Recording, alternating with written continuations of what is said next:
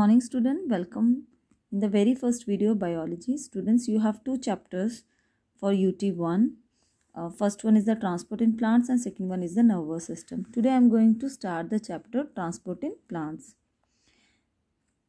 We know that in unicellular organism, unicellular means single celled organism such as Chlamydomonas and small multicellular organisms like Spirogyra, they have they do not have a specific organs to respire or to eat the things, but they have a method known as the diffusion by which they can or the substance move in and out from their body. Transport of substances through the body also occur by the diffusion. So what is diffusion? Diffusion occur in the higher organisms also.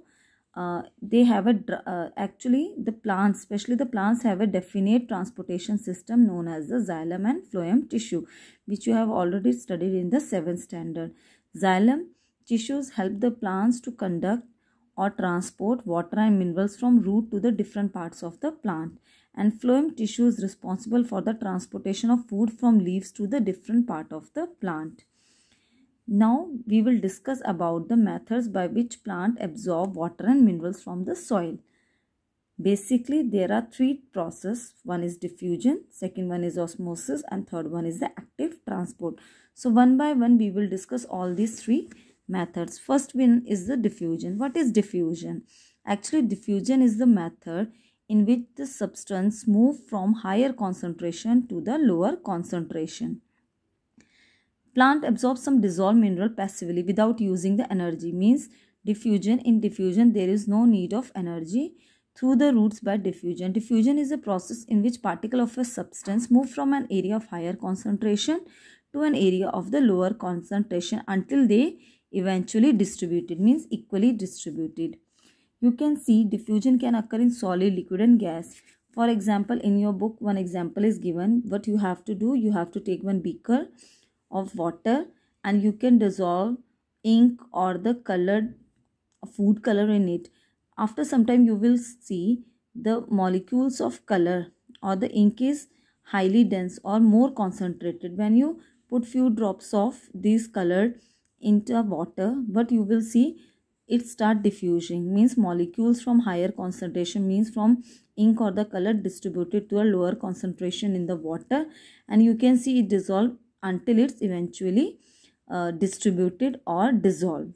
Second case, you can see we open a bottle of perfume in one corner of a room, but the scent will spread throughout the room.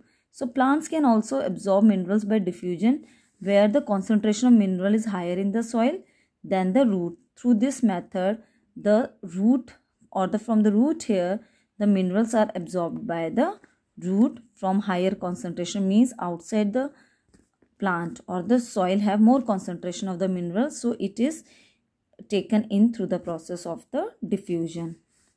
Exchange of gases also occur by the help of diffusion only.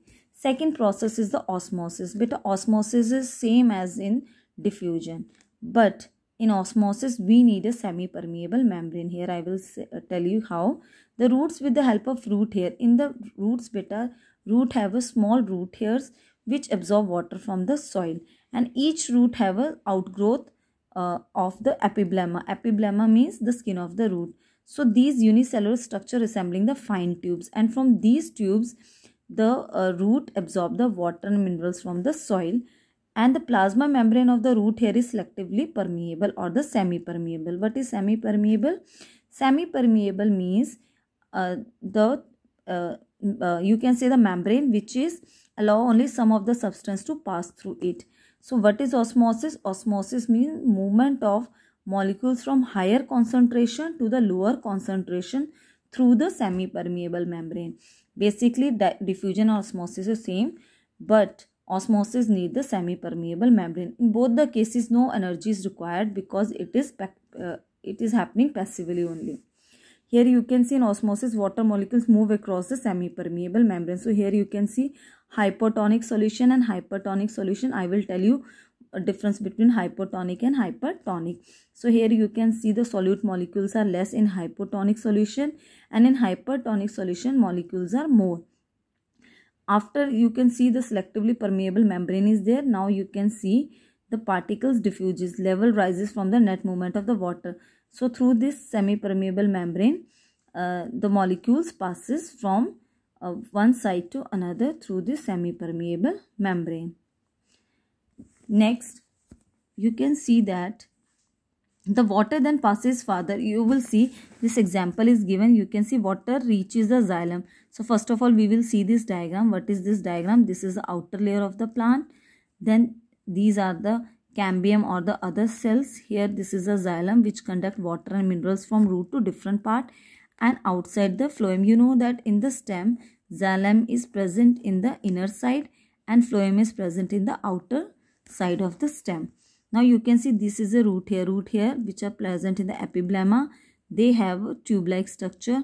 Now they absorb the minerals or the water from the surrounding. You can see these small water droplets. You can assume that. Now through the osmosis, the water molecule come inside through the semi-permeable membrane. Then here the concentration is more. It moves to the lower concentration. Now you assume the concentration increases here and it reaches here in the lower concentration, like that it reaches up to the xylem. So here you can see this is the root, this is the plant. Okay. Now what you will see, when root absorb the minerals and the water up to here, when they reach to the xylem, after that xylem started works up to here, the root here absorb the water and mineral from the soil and reached up to the xylem. Then xylem start conducting it to the different part of the plant. It moves up the xylem vessel, reaches the leaves due to the pull created by the transpiration. Transpiration we will discuss later on.